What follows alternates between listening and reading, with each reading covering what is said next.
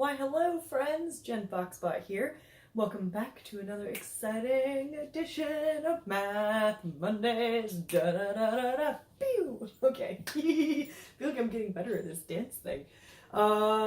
Tight. Alright. So, in this episode, I wanted to talk about marginal tax rates. Woo! Wait, don't go yet. It's gonna be really interesting, I promise. And it's relevant to our lives. So that's always good. And the reason why I want to talk about what a marginal tax rate is and kind of actually talk about the US tax system in general. Number one, because it's been in the news recently and it's been getting a lot of misinformation, so I want to just clarify what it is. And two, as I was doing research for this episode, I realized I didn't even understand the US tax code system. And here I am, supposed to be a proponent of learning how to speak the language of math. And so I actually was like, oh, I think this is a really cool thing to talk about because our tax system is kind of complicated. But once you run some numbers and actually break it down, it makes a lot more sense. Cool. So I hope that I have convinced you that this is an important topic, especially because tax season is coming up. Yeah, all right. The first thing that I'll mention is what is a marginal tax rate system. So we'll talk about that really quick. We'll talk about the current US tax system and I'll run through some examples. Yeah, all right. So first of all, a marginal tax rate is a tax rate that applies after a certain income. So I'm going to use a couple of numbers. The first one is what has been proposed by House Representative Alexandria Ocasio-Cortez. She has proposed a 70% marginal tax rate on folks earning $10 million and more. In comparison, under President Eisenhower, the US actually had a marginal tax rate that was 91% on individuals earning about 1.7 million or more. And that number has been adjusted for inflation and is $2015. So we used to have here in the US a much, much higher marginal tax rate than is being proposed currently. What is proposed currently is actually a lot more conservative than what we used to have. And again, the marginal tax rate is the percentage at which your income above a certain number is taxed. So to really understand what that means, we have to understand how the US tax system works. So, ta-da! Here are the 2018 to 2019 single filer tax brackets. And a bracket is really just a category. It's a range of incomes at which those folks are taxed at the same rate. And these rates change over time. This is the new tax system. I was surprised to learn that in 2016, we still actually did have a marginal tax rate, but these new numbers have done away with that. And they've changed the brackets a little bit. So I didn't want you to watch me write down all of these numbers, so hopefully it's clear enough. But again, all of this information is available from the IRS. It's all public information. So please feel free to go check it out and run some numbers. Figure out what you have to pay, and you can actually do the math behind this once we understand that it works, or how it works. Basically, yeah, the tax brackets indicate a range of incomes and how much your income is taxed within that range. Let's do some examples here. So basically, let's start with something simple. Oh, one other thing, I was like, I'm forgetting something. I want to mention that 70% of Americans who pay taxes, or adult Americans, don't want to pay taxes before you have to. Adult Americans mostly live in these first two categories. So 70% of us fall under the 12% tax bracket. I am pulling that information from 2016 data, so that might be a little bit, it might be slightly higher, slightly lower, not positive, but about 70% of us fall under the first two and lowest tax brackets. about 1 million Americans fall into the top 2 tax brackets. So when we talk about the 1%, that's why. It's just because most of us are earning incomes under about 40,000, and a very small number of us are earning incomes over 200 or 500,000 a year. I also want to mention that we are talking about income, and this discussion is not going to talk about deductions. So when I throw out numbers saying this person made a certain amount of money per year, I am not including what they have deducted. So, for example, as a small business owner, a lot of my income goes to running my business, which is tax deductible.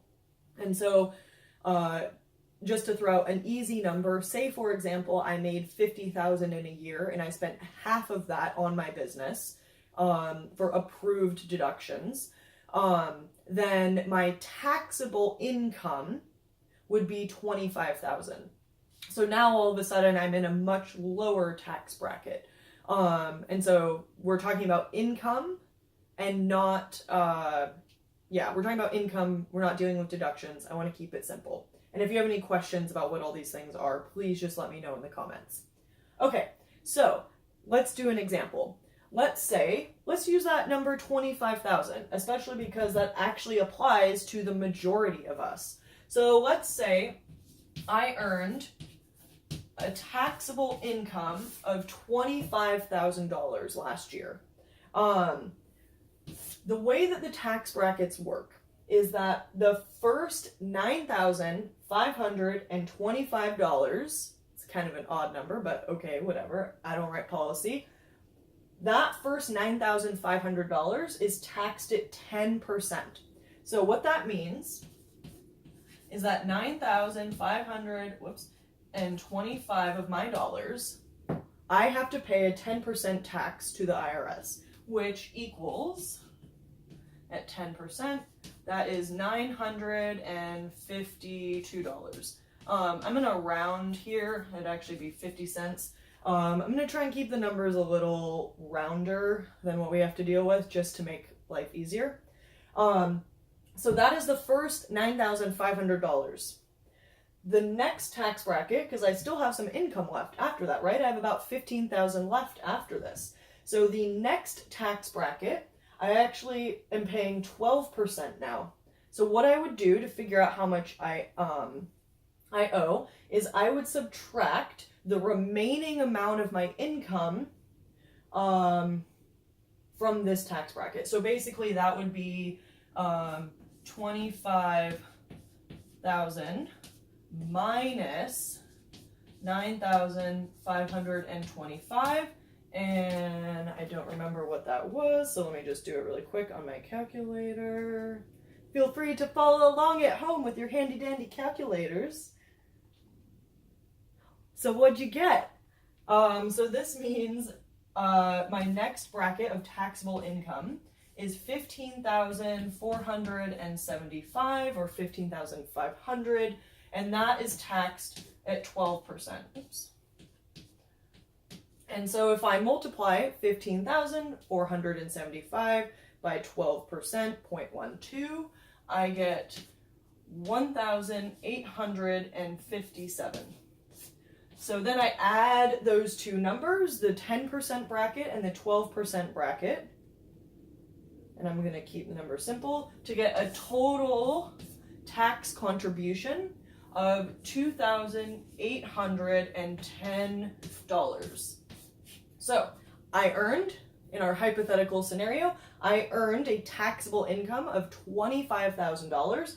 I pay the first $9,500 at the 10% rate, and I pay the remaining, because I'm still in this 12% tax bracket, I pay the remaining $15,500 at 12% for a total contribution of $2,810. What percentage of my income is that? Is it actually 12%? Well, no, it's not. Because the first 10,000 or so dollars were only at 10%. So my average tax rate is actually about 11%. So even though I fall in this second category, this second bracket, at 12%, my average tax rate is only 11% because not all of my income is taxed at 12%. Okay, so hopefully that was helpful for y'all.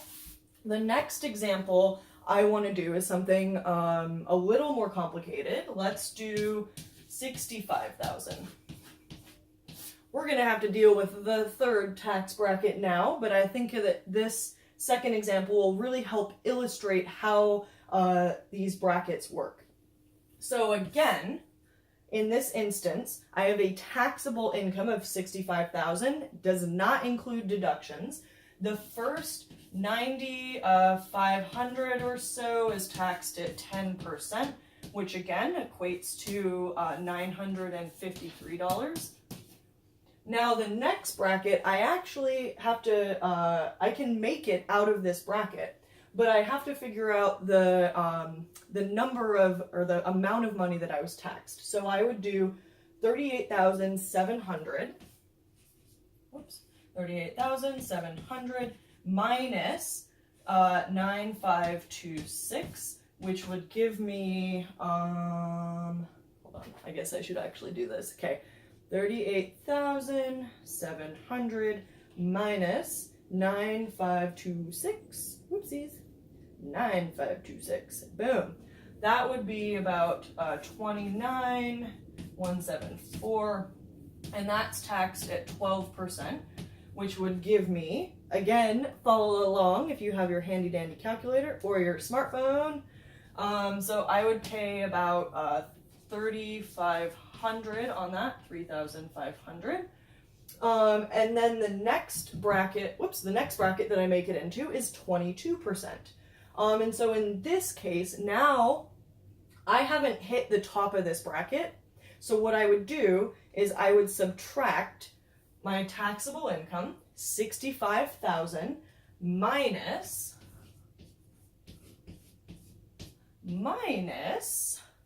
38,701. 38,701, which would be 38,701, which would be 26,300. I'm rounding up a little bit, make my life easier, and that is taxed at 22%. So this goes here. So 22% of that, 0.22, is 5,786. And that's all the income. That's all I got, y'all. So now I add those three together. Plus 3,500 plus 953. Boom. And I end up paying 10,240 or so dollars to the IRS. What percentage did I pay to the IRS? Was it actually 22%? Let's figure it out. So if I divide the amount of tax that I pay by my total taxable income, I actually get 15.8%. That's really interesting, right?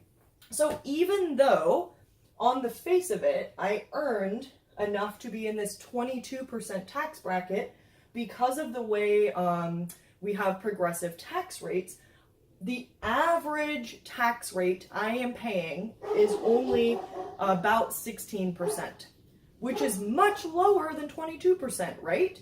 So on the face of it, these tax rates are not the flat rate that we are paying.